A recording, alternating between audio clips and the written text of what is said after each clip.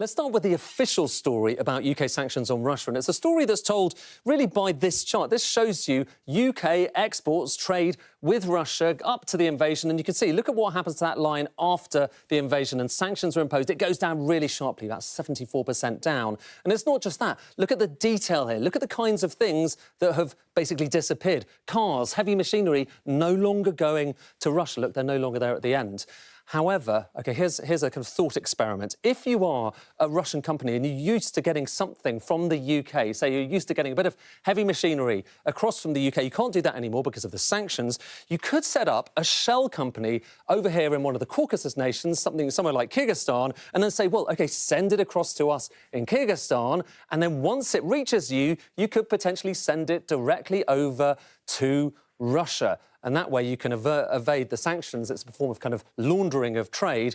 And we get a sense of whether that's happening by looking at the trade data in Kyrgyzstan. So here are UK exports to Kyrgyzstan over the last few years. You can see there when sanctions were imposed, when the invasion of Ukraine happened. And just look at what happens next. Look at that. That's up by more than 1,000%. And when you look at the detail, well, it's mostly heavy machinery. It's motor vehicles. It's precisely the kinds of things we can no longer send directly to Russia. And it's not just Kyrgyzstan. When you look at other places as well, so for instance, Armenia, look at Armenia, same chart here again, looking at UK exports to Armenia going back the last few years. And then after the invasion, again, they go up incredibly sharply. And when you look at the detail again, what is it that's contributing to this? It's heavy machinery, it's cars, it's those kinds of items. And for many people, when they look at this, there is only one explanation about what has happened to these goods after they've arrived. The rise in export volumes that is happening is completely insane and is inconsistent with any underlying data in these countries. So only reasonable explanation is Russia.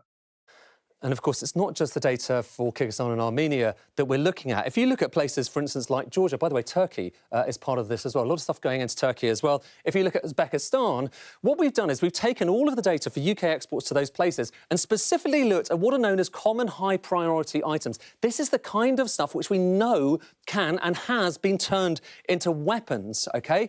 And that, over the last few years, relatively flat again.